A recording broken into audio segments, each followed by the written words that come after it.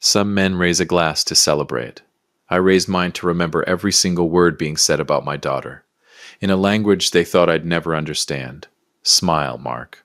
Just smile and pour the wine. That's what I kept telling myself at that table at Field and Main, the restaurant off King Street in downtown Leesburg I'd booked 3 weeks in advance because it had the kind of view. Rolling hills, split-rail fences, horses grazing behind glass. That says we belong here without anybody having to say it out loud. I wanted Julian's parents to feel welcomed.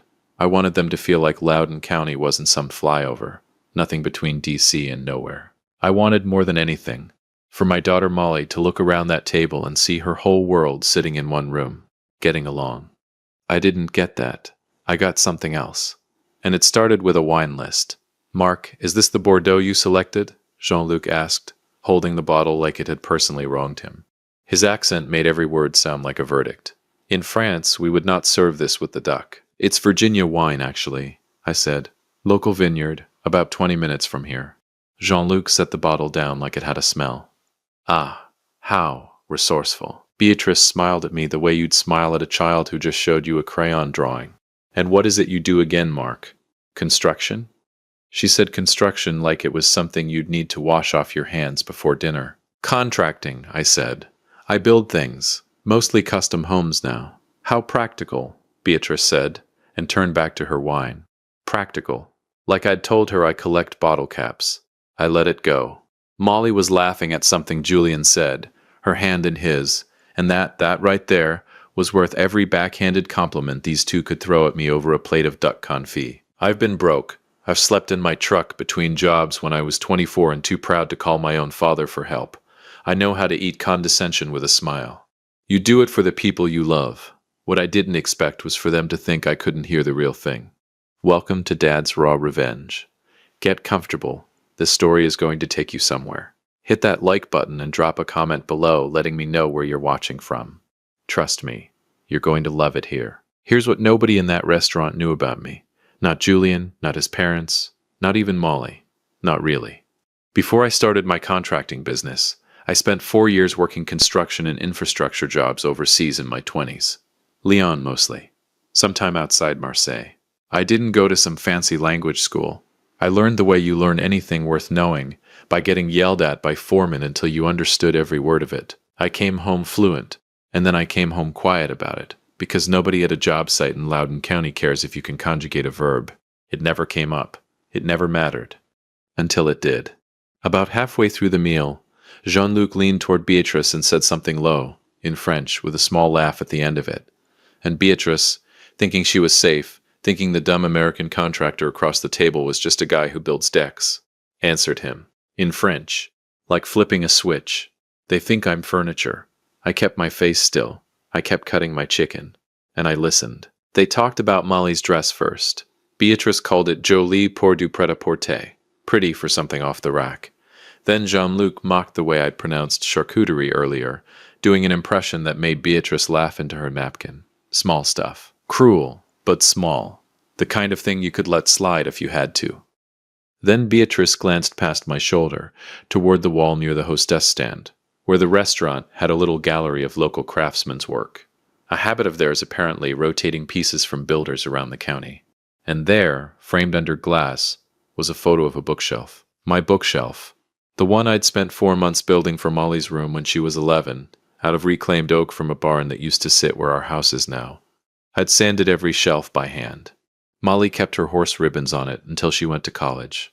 Beatrice tilted her head at it and said, quiet, amused, Il a probablement trouvé ça dans une décharge.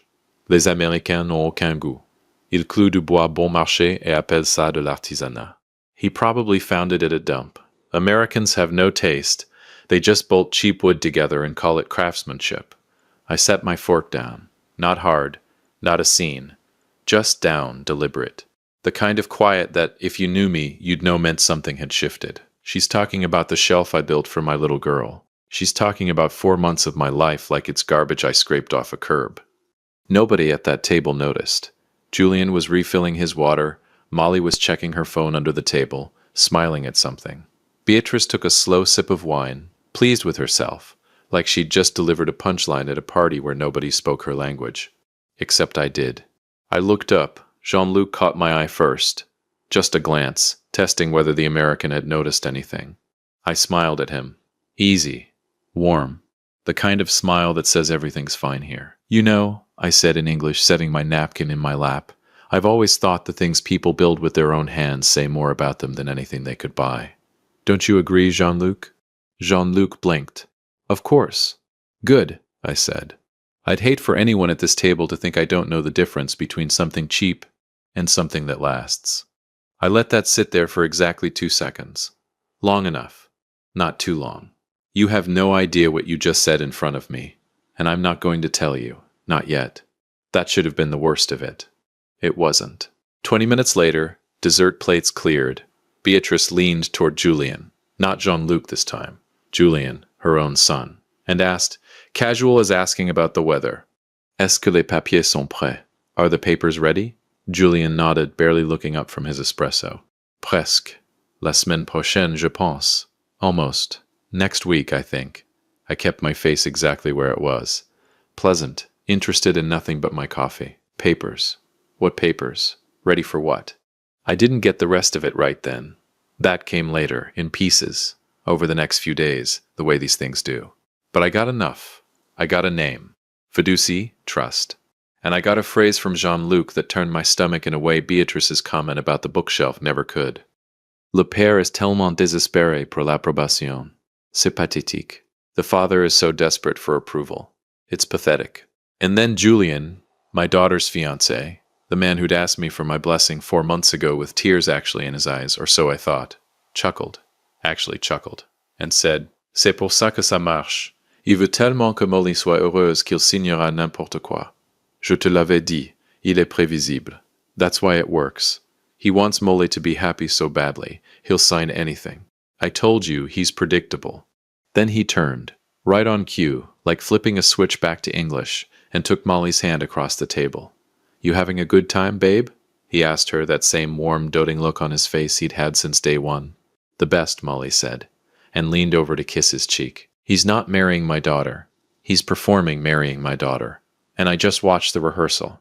I sat there with my coffee going cold in front of me, watching the man my little girl was about to build a life with hold her hand with the same hand he'd just used to call her father. Predictable. And worse, to call her a means to an end I still didn't fully understand yet. I wanted to stand up. Every part of me wanted to stand up right then, throw that napkin on the table, and ask Jean-Luc in his own language exactly what papers he was so eager to have ready. Don't. Not yet. Not here. Because here's the thing about being a father, something you learn the hard way. If you blow up in a restaurant over something your daughter can't even hear, you're not the hero of that story.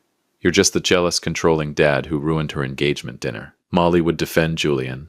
She'd apologize to his parents on my behalf. And I would have handed them exactly what they wanted, a reason to paint me as the unreasonable one before this thing had even started. So I smiled. I paid the check. Cash tipped the whole 9. And I walked my daughter and her fiancé's parents out to the valet.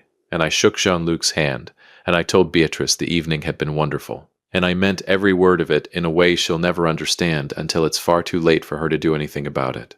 I got in my truck, an old Tacoma I've had since before Molly could walk, patched up more times than I can count, and I sat in the parking lot for a long time before I turned the key. They think I'm a fool. They think this is already over. I thought about that bookshelf. I thought about 4 months of sanding and staining, or a piece of furniture Beatrice called garbage, without knowing the man who built it was sitting 6 feet away, listening to every word. I thought about papers. I thought about the word prévisible, predictable, and how it was said about my own daughter, like she was a line item in somebody's spreadsheet. And I made myself a promise, right there in that parking lot, engine idling, hands on the wheel. I'm not going to say a word, not yet, but I am going to find out exactly what they think they're getting away with. And when I do, I'm going to let them explain it to me themselves, in whatever language they're most comfortable using. I put the truck in reverse, drove home slow, the way I always do on nights when my head's too full to trust myself with a yellow light. Molly texted me before I even got in the door. Dad, thank you for tonight. It meant everything to me that you tried so hard with them. I sat in my driveway and read that message twice. She has no idea what I heard tonight, and it's going to break her heart when she finds out. But it's going to break a lot cleaner than what they've got planned for her. I texted back, "Anything for you, sweetheart. Get some sleep." Then I called an old buddy of mine from my Lyon days, a man named Grant Ferris, who'd gone into corporate risk consulting after he left the field. The kind of guy who knew people in Europe. It was almost midnight. He picked up on the third ring. "Withers? It's been years. Everything all right?" "No," I said. "I need a favor, and I need you to be very, very good at what you do." 0. They thought the hardest part was already behind them. They thought all that was left was paperwork. They had no idea I was the paperwork. Give them exactly what they expect, a grateful, clueless father-in-law who just wants his little girl happy. That became my job for the next 3 weeks. Not contractor, not father, actor. The morning after the dinner at Field in Maine, I called Molly before I even made coffee. "Hey, sweetheart. I was thinking, why don't Jean-Luc and Beatrice stay at the guest house for the rest of the week? Save them the drive back and forth from their hotel in D.C. Let them really get a feel for how we do things out here." There was a pause on the line. "Dad, are you sure? I know last night was a lot. It was more than you know." "Molly, I want this family thing to work," I said. And every word of it was true, just not in the way she thought. "Let me do this." She got quiet, and I could hear the relief in it. That would mean so much. "Thank you, Dad." I hung up and stood in my kitchen for a second, looking out at the guest house across the yard, the one I'd built with my own. 2 hands the same summer I built that bookshelf, back when Molly was still small enough to hand me nails from a coffee can and call it helping. "You want a front row seat to my life? Fine, come on in. Just remember, I can hear you from every room in this house in every language you've got." Jean-Luc and Beatrice moved into the guest house that Thursday. Julian stayed at Molly's place in town, which was its own kind of relief. One less performance to manage under my own roof. And for the better part of a week, I played my part like I'd been rehearsing for it my whole life. I asked Beatrice about her garden back in Normandy. I let Jean-Luc correct my grilling technique on a Sunday cookout. Virginia-style pulled pork, hickory smoke rolling off my old offset smoker in the backyard, and Jean-Luc standing there with a glass of wine telling me the meat would be better with a proper marinade. I nodded. I smiled. I said, "I'll have to try that sometime," while internally cataloging every syllable that came out of his mouth like evidence. Because it was evidence. I just wasn't filing it in a courtroom yet. "You want to underestimate me? Good. That's the only weapon I need."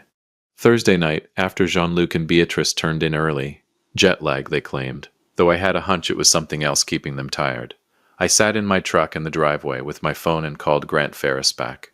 "Talk to me," I said. "What'd you find?" Grant didn't waste time on pleasantries. Never did. "Mark, I've been doing this a long time. This one's ugly. Here we go. Jean-Luc Moreau's company, the import business he keeps bragging about, it's a shell. Barely operational. Filed for what's basically the French equivalent of a restructuring 2 years ago, and never recovered. There's tax liens stacked on the family estate in Normandy going back 3 years. We're talking real numbers, Mark. Numbers that don't get fixed by selling off a wine cellar." I sat there gripping the wheel, staring at the dark windows of my own guest house like I could see through the walls. "And Julian?" I asked. Grant exhaled, and that told me before he even said it. Julian's got an active civil suit against him back in France. Failed business venture. Some kind of import-export scheme that went south 2 years ago. Took a handful of investors down with it. Nothing criminal, but it's not nothing either. And Mark, he never mentioned any of this to your daughter. Never. Not one word. "No," I said. "Not one word." "There's more," Grant said. "You mentioned they've been talking about some kind of trust arrangement. Postnuptial, they're calling it. Estate planning." "I'd bet my house it's not estate planning," Grant said. "Sounds a lot more like a lifeline. If they can get access to your commercial land through a joint trust, especially anything structured offshore, that's liquidity. That's collateral. That's a way to keep the whole thing from collapsing without anyone back home ever knowing how bad it got." I sat in the dark for a long moment after we hung up, letting it all settle. They didn't fly 6,000 miles to welcome me into their family. They flew 6,000 miles because I owned something they need. I thought about Molly's face at that dinner, the way she'd looked at Julian like he hung the moon, the way she'd texted me that night, "Thank you for trying so hard with them," thinking her father was the one who needed to prove himself. She has no idea she's the one being auditioned, and she has no idea for what. I didn't sleep much that night. The opportunity came that Sunday. I invited them to brunch on the back porch. Virginia ham, biscuits, And a fine French roast I knew Jean-Luc couldn't criticize. Mark, Jean-Luc began, setting his coffee down and adopting his smooth, practiced charm. Julian tells us you own substantial commercial acreage near the highway. In Europe, family wealth is consolidated. We are preparing a joint family trust draft through our estate attorneys, something to protect Molly and Julian long term. We'd like to review it with you before the wedding. He didn't hand me a pen. He was probing, testing if the dumb contractor would bite before paying his lawyers to finalize the paperwork. Family to family, Beatrice added softly. It's how we protect our children. That sounds real generous, I said, scratching my jaw like a man trying hard to grasp a big concept. I build houses, Beatrice. I don't know much about fancy trusts. Why don't you have your people send the draft directly to me? I'll review it. I watched the subtle glint of triumph in Jean-Luc's eyes. He thought he'd baited the hook, and I was swimming right into the net. That night, I sat alone in my study with that folder spread out across my desk, reading line after line of language that might as well have been in French for how little sense it made to me. Terms like irrevocable trust structure. Terms like beneficial interest transfer. My eyes kept sliding off the page. I built a house with my own 2 hands. I can read a blueprint upside down in the rain. I cannot make heads or tails of this. I almost didn't call. 20-some years of handling my own business, my own contracts, my own bad breaks. There's a pride in that, a stubbornness, and it doesn't like admitting when it's out past its depth. But I thought about Molly. I thought about her signing something like this, one day with a smile on her face, thinking it was a wedding gift. I picked up the phone at 10 p.m. and called Roger Callahan, my attorney, a guy I'd used for every land deal and contract dispute since I started my business 15 years ago. Roger, it's Mark. Sorry for the hour. Mark Withers calling after 9. This can't be good, Roger said, and I could hear him settling into a chair on the other end. What's going on? I can't make heads or tails of this offshore trust nonsense, I said, and I read him 3 lines straight off the page, slow, so he could follow. There was a long pause on his end, long enough that my stomach dropped before he even said a word. Mark, Roger said, his voice dropping into that flat, deadpan tone he uses when someone's trying to commit a felony. This isn't a prenup, and it's not a family gift. It's an offshore cross-collateralization agreement. I gripped the phone tighter. Explain that in carpenter terms, Roger. They've structured this trust so that your commercial property acts as the primary loan guarantor for Jean-Luc's European entity, Roger explained. If his business defaults, which Grant's search proves it's about to, the offshore lenders have an immediate, unappealable lien against your land. You aren't giving Molly a trust fund, Mark. You're signing a confession that makes your life's work pay off their foreign debts. I sat back in my chair. There it is. I'm going to need you to send me everything you have, Roger said. Every document. Tonight if you can. You'll have it in 10 minutes, I said. I hung up the phone and sat there in the quiet of my study, and something in my chest went very, very still. They weren't trying to marry into my family. They were trying to buy it, and they were going to use my own daughter's wedding day to do it. I thought about the bookshelf again. I thought about he's predictable, and the father is so desperate for approval, and every single small cruelty they'd let slip in a language they thought was a locked door. You didn't outsmart me. You just underestimated the wrong father. I didn't feel angry anymore. Not the hot kind of angry, anyway. What settled into me that night was colder than that, steadier. I'm not a mastermind. I'm just a man who knows when to ask for help. And I've got help now. The next morning, I found Jean-Luc on the back porch with his coffee, same spot as always, looking out over my property like a man surveying land he already considered half his. Not yet, Jean-Luc. Not ever, actually. But you don't know that yet. Morning, I said, sitting down across from him. I read through that folder last night. He set his cup down, attentive now, that same practiced warmth sliding onto his face. And, honestly, it's a lot, I said, running a hand through my hair like a man genuinely overwhelmed. This sounds wonderful for Molly. I really do believe that. But I want to do this right. Let me have my family attorney draft a clean, updated master contract. Something simple, something everyone can understand. And we sign it together. All of us, at the rehearsal dinner, in front of the whole family. I watched it land on his face, the flicker of surprise quickly smoothed over into something like delight. That's a wonderful idea, Mark, Jean-Luc said, and I'd have believed every word of it if I hadn't heard what I'd heard a week before. A signing in front of everyone. Very meaningful. You have no idea how meaningful. Beatrice came out onto the porch just then, drawn by the warmth in her husband's voice, and when Jean-Luc told her the plan, she actually clasped her hands together. "Oh, Mark," she said, "this means so much to us." "It means a lot to me too," I said, and that part, at least, was true. They believed it. I could see it in both their faces, the quiet, private triumph of two people who thought they'd successfully played the fool into signing away his own future. I could practically hear the math running behind Jean-Luc's eyes. Days now. Just days and the estate is saved, and nobody back home ever needs to know how close it came. Let them believe that. Let them pour themselves another glass of my wine and toast to it tonight. It's the last thing they're going to get to celebrate at my expense. The days between that porch conversation and the rehearsal dinner moved slow and fast all at once. Slow in the way waiting always is. Fast in the way a countdown feels once you know exactly what's coming. Roger worked with me every evening, building out the real story into something clean and undeniable. The tax liens, the lawsuit, the exact language buried in that trust that would have handed my land to a man across an ocean. Grant sent over documentation, translated, notarized, airtight. And every day, I still smiled across the table at Jean-Luc, still let Beatrice correct the way I said charcuterie, still let Julian shake my hand and call me Pop with that easy grin of his, like we were already family, like he hadn't sat at a table 2 weeks earlier and called my daughter predictable to his own parents. "Keep smiling, Julian.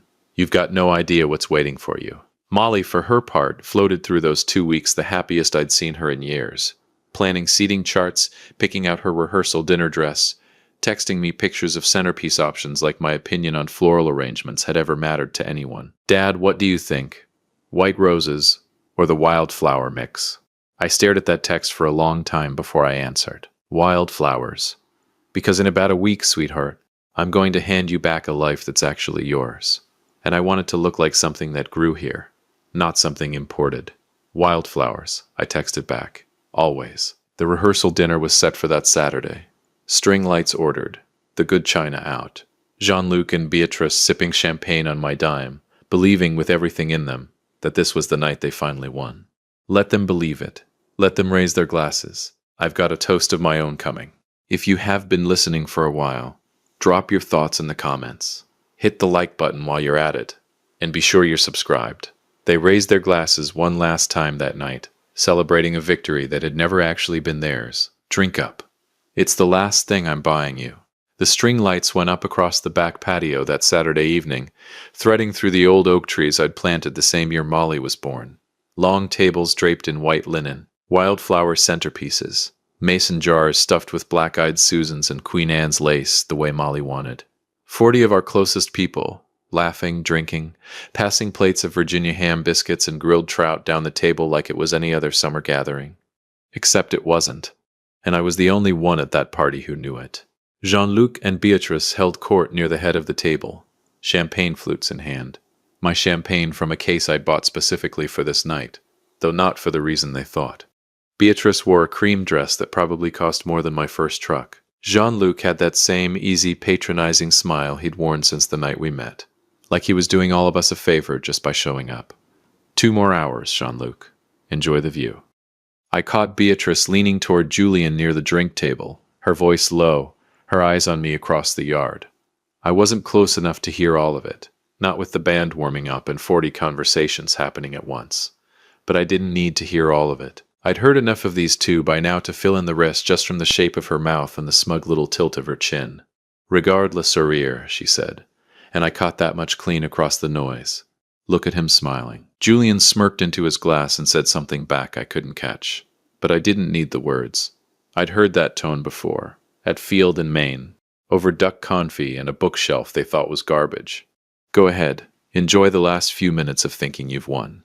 Roger was there too, off to the side in a blazer, nursing a club soda, looking every bit like a family friend, and nothing like the man holding a folder in his car that was about to end two people's entire con. He caught my eye once, gave me the smallest nod. "Ready when you are." I looked over at Molly. She was laughing with her college roommates near the dessert table, her rehearsal dinner dress catching the string lights, happier than I'd seen her in longer than I could remember. "I'm sorry, sweetheart. I'm about to break your heart tonight, but I'd rather break it now than watch them break it slowly for the rest of your life.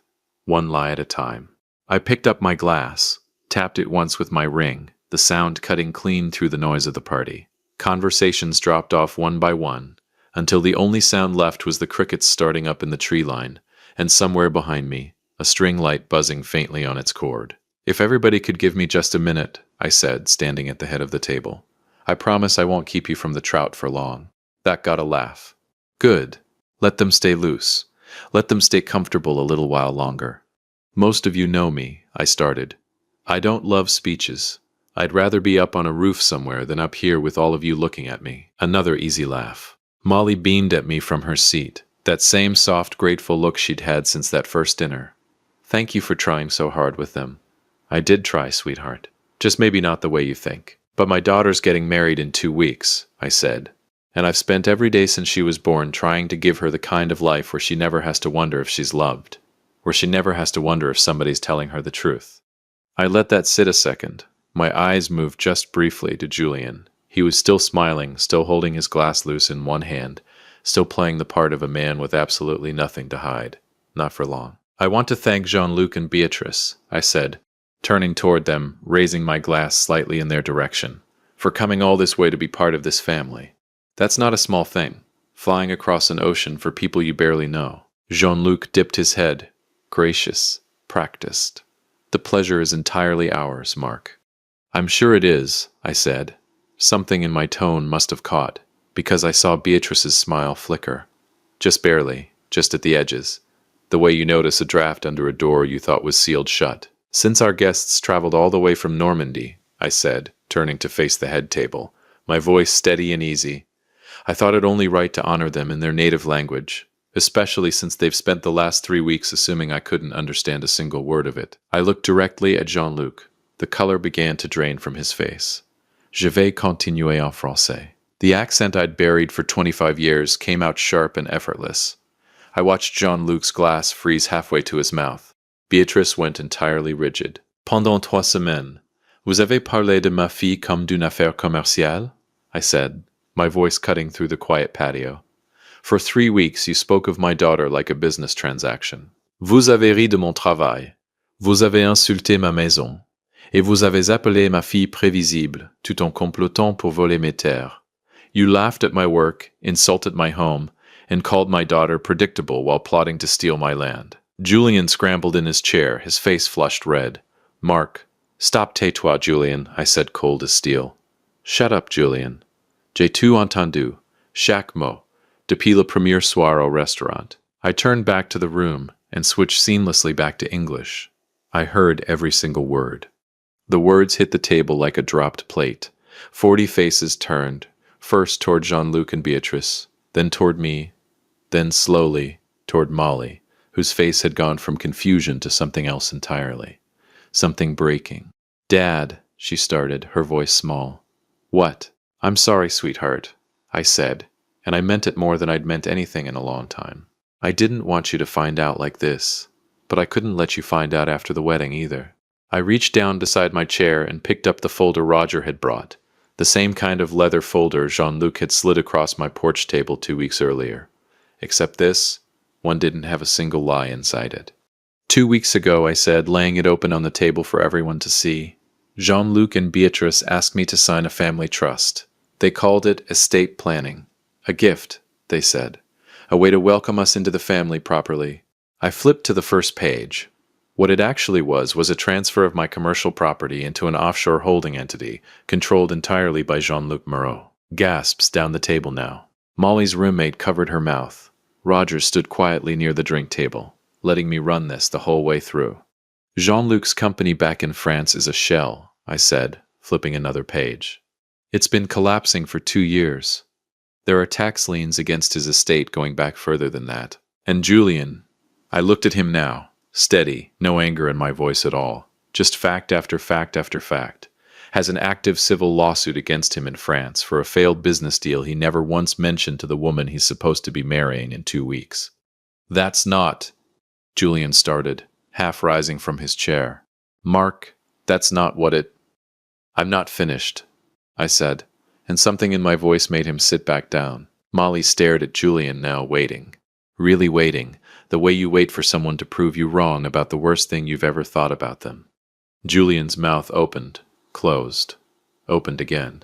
Molly, it's not what it looks like. She cut him off, and her voice when it came was calmer than I expected, colder than I'd ever heard from her.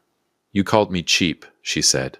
You laughed about my father's house. You made me a pawn in your family's scheme. She reached down, slow, deliberate, and pulled the ring off her finger. Set it down on his plate right next to his untouched trout. I was going to spend my life with you, she said, and you were going to spend yours robbing me. She stood, and instead of turning toward her friends, instead of running off the way anybody might have forgiven her for doing, she walked around the table to where I was standing. She didn't hide behind me. She stood beside me, shoulder to shoulder. That's my girl. I turned back to Julian, who still hadn't fully found his footing, his parents on either side of him gone pale and silent, cornered by their own words coming back to them, in a language they'd never once imagined would betray them. I handed Julian a second document from the folder. Not the trust this time. That's an itemized invoice, I said, for every expense your family's accrued during your stay in my guest house. And a formal notice. You'll need to vacate my property by tomorrow morning.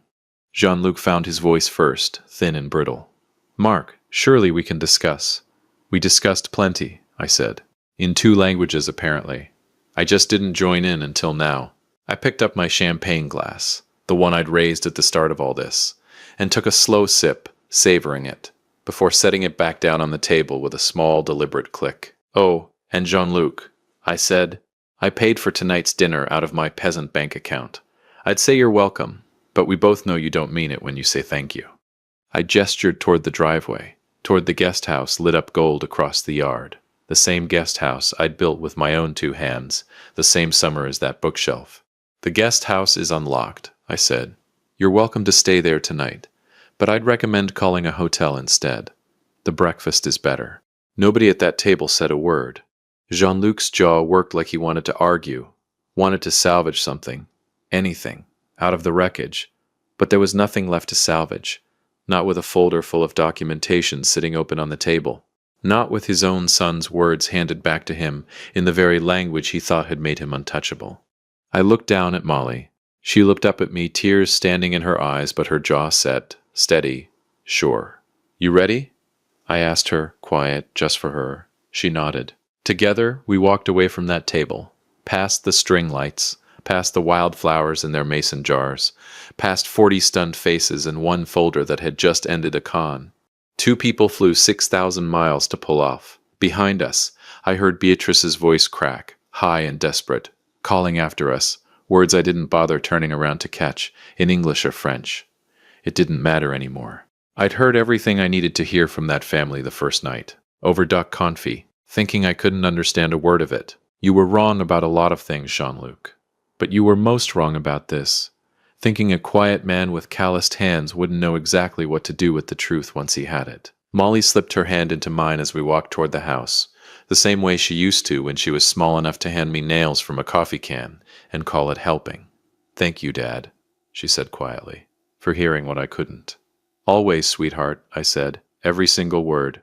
Behind us, the string lights kept glowing over an empty toast, and a family that had come across an ocean to take something from us, and left instead with nothing but the sound of their own words, finally understood. If you enjoyed this story, hit that like button, subscribe, and drop a comment below. Let me know where you're watching from. I will see you on the next one.